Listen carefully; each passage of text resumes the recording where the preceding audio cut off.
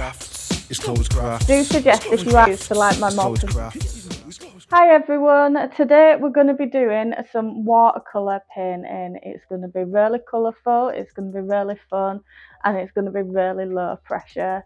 I think it's really important to do these exercises even when you are an advanced watercolour artist, because watercolour can be a stressful medium. I love it. It's my favourite medium. I love the colours, I love how they blend together, how they bleed together. I love the unpredictability of watercolour, and doing these really low pressure exercises will really help you let go of that sort of stiffness that you can get with watercolour, and you can sort of get a little bit upset with yourself when things go wrong. I love watercolour, and that's because it is just so beautiful, the way the colours blend together. I think it can make some absolutely beautiful patterns and beautiful textures.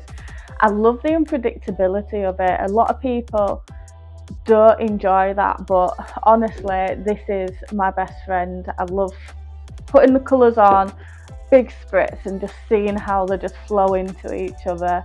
And like a lot of my paintings, they're sort of like a happy accident because I just let them go where they want, and try and bring things together. So doing this little exercise that we're going to do today is going to really help you let go of that sort of tenseness that you may have around watercolour, and it's going to really help you see how the colours flow into each other. And we're just going to make something really pretty, something that will make us happy, make us joyful.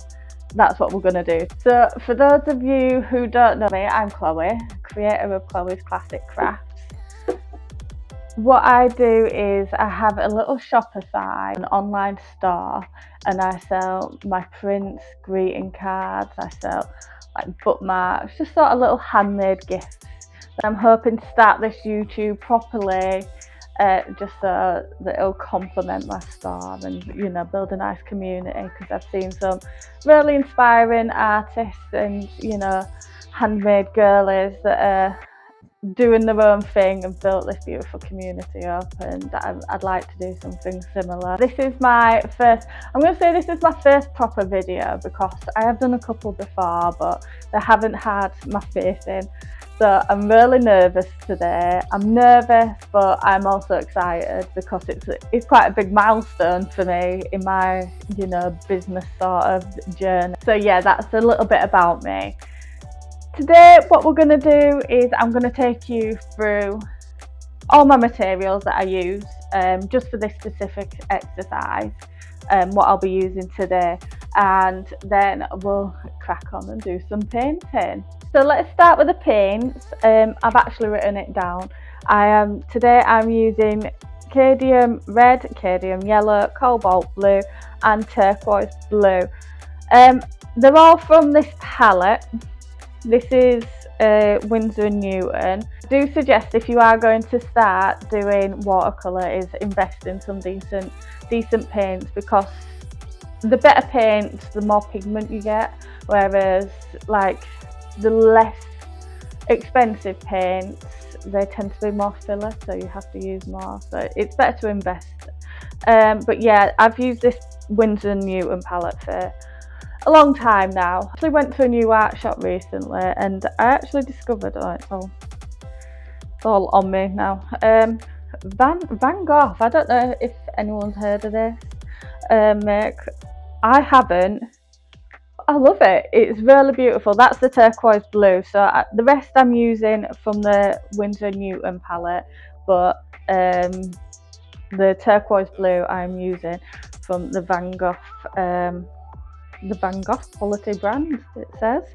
I actually really enjoyed it. I've got a couple of tubes from them now, and they're really nice, intense colour, so I do recommend that. There I'm using my Royal round 10 brush. This is my main brush I use. We'll also need, I like to use kitchen roll because it's a little bit more absorbent than tissue, and I also like to use very used rag. It's sort of clean, but yeah, it's just got paint on it, nothing else. You will also need 2 dishes of water. This is going to be my dirty one, this is going to be my clean one. So, and you will need a spray bottle as well. I mean, you don't necessarily need it, but it's good to, I'm not going to use it in the painting today, but it is good to easily activate your paints, because if they are watercolour that you're using, they are activated by using water. So that's the equipment that I'm using. I'll just quickly run through you the paper that I'll be using. So this is, I think you say it, Daler Rowney. You may need to correct me on that. It could also be my accent as well. I got this from Asda's art section actually. It were £5. It's not the best, but it is, you know, it's cheap for this sort of exercise. I think it's because it's quite thin, 190 GM. So I think it's because it is quite thin. It does take up, you know, if you're doing something a little bit more intense, or you know, you have to go over a couple more times, it is going to come up. But for, like I said, for little exercises like this, it'll be absolutely fine. What I do like to use for like my more professional, what I'm going to be using for my prints is this. It's the same make, Daler Rowney. Aquafine Smooth Watercolour. I think it's 300. Yeah, 300 GM squared. I think it's about £12.99. Don't quote me on that. I think it was a little bit more. It is more expensive, but it's hot press and it helps blend the colours so nicely. It's really smooth. I love it. But like I say, for little exercises like this, or you want to try something out, just use the cheaper paper. As long as it's, you know, for watercolour, you're still getting that same sort of idea. Also, masking tape. I use any masking tape. It's usually 2 for £1 or something in Asda or Home Bargains, wherever you go. So that is all that I'll be using today. So we're going to jump straight in with the wet on wet technique. That's where you wet the paper, make sure it's nice and wet before you apply the paint. So I am just doing that in a little love heart shape now. And you can see on the paper it's getting nice and glossy.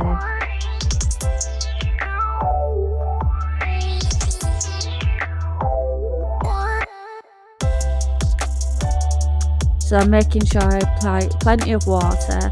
If you do apply too much water though, just a bit of kitchen roll, a bit of tissue, just take that excess water off. I'm going to be painting 3 love hearts and they're all going to be joining at the edge. I am starting with this wet on wet technique, and then we're going to go on to wet on damp and then wet on dry. The name is as suggests, so wet on damp is putting wetter paint onto a damp surface area, and then wet on dry being putting wet paint onto a dry surface area. As you can see, for the wet and wet technique, I'm still applying plenty of water. I'm moving the paper around a little bit just so that I can make sure how wet the paper actually is, as sometimes it can dry really quite quickly, so you might end up having to reapply like I am having to do here. I'm reapplying some more water at the beginning because it's obviously dried up a little bit, and then I'm just checking, see how glossy that paper looks before I put that paint on. And I'm making sure that I don't leave any gaps either, as that can be something that's easily missed when you're doing wet on wet. That's good.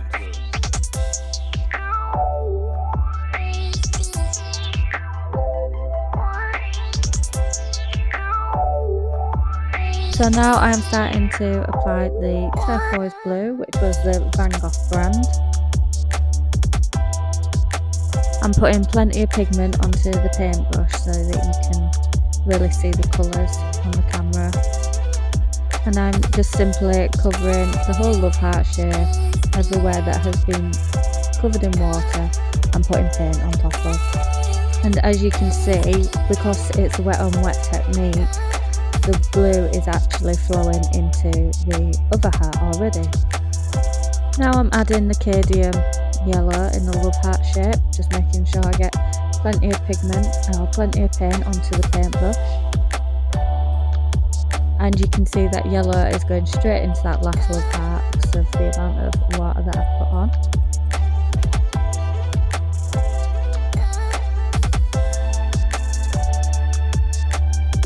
And now I'm just going to add the turquoise blue to the last love heart. Then you can get a good idea of how the two paints bleed together. I chose these yellow and blue colours just because I thought when they do mix together they make a really nice green. Sure that I get all the white space covered.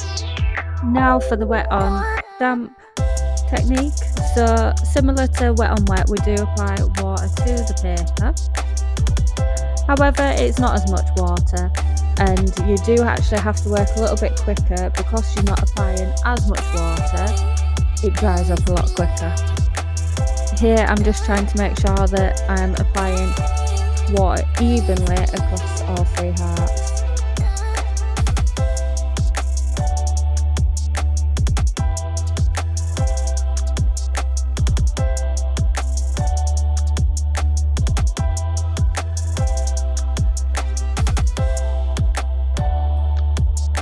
Because it was just wet on damp, I found it a lot more tricky to see, so I did have to move the paper around a little bit more.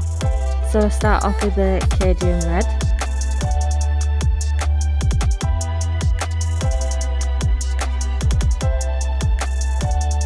I'm working a little bit quicker, just trying to get that down before the paper actually dries. It's not a big deal, I mean you just need to re-wet the paper if it does dry. But that does mean having to clean the brush again, so it can be a little bit annoying. So I'm just loving how bright the colours are, and look how well the blues and yellows have blended together in the first technique.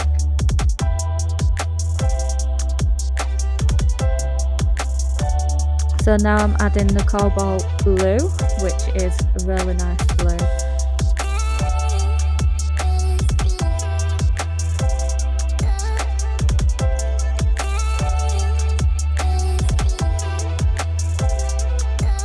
As you can see, I'm not paying too much attention to the heart shapes. As long as they resemble some sort of heart, I don't mind.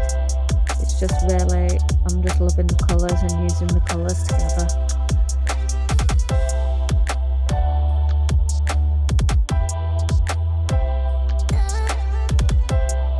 Now I'm going back with the red again. Really, really beautiful, vibrant red. I use this in poppies actually quite a lot, especially mixed with an orange. It looks really nice. But yeah, that's the wet on damp technique.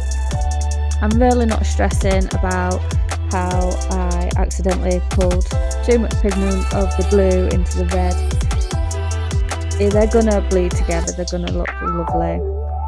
You just got to let the colours do what they want to do. Now for the last technique today, which is actually my favourite technique, which is wet on dry. I do use this the most. I put a lot of pigment on the paintbrush, make it really, really bright. You've got to remember, you've got to do what you find really enjoyable, and for me that is really bringing out really bright colours. And also with this exercise we're only using one layer of paint, so we've got to make it the brightest it can possibly be. But look at that blue, how pretty it looks. So you can tell with the wet on dry that it's blended a little bit more, you can see a lot more green coming through.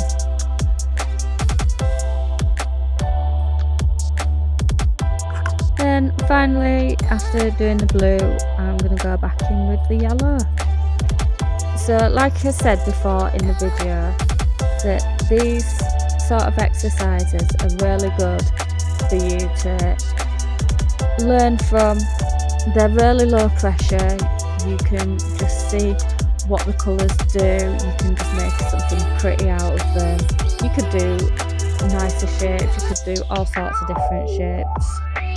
You could do some touching, some not touching. You could play around with some white space, so that means like leaving some areas just completely free of any water or paint. Now, what I forgot to tell you in the beginning was I do have a hairdryer as well.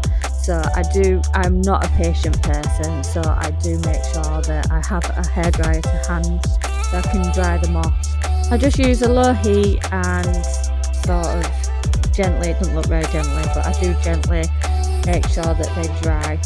And then once they're dry, we can move on to the next step, which is adding ink. I also forgot to say in the beginning of the video as well that I'll be using my Micron pens. They're really good pens, nice and black, they're actually waterproof as well, which makes it good if you're doing watercolour paintings. I'm just creating some nice little shapes on them now. I'm going to do each line differently and just play around with it to see how I feel. Obviously, when you try this out for yourself, make sure you experiment with all different kinds of colours, all different kinds of shapes. Now I'm just doing some random circles across the middle line, which was the wet on damp.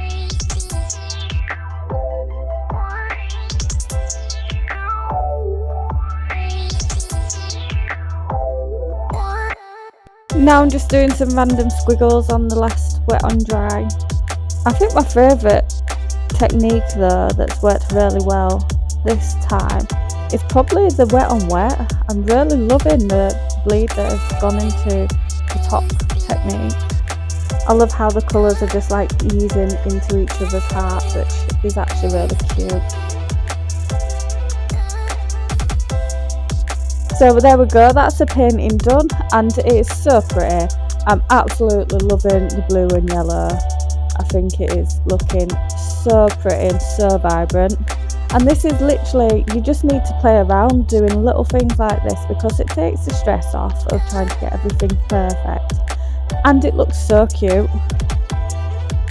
So this is a bit more of a close-up, so the wet on wet at the top, wet on damp in the middle and wet on dry at the bottom.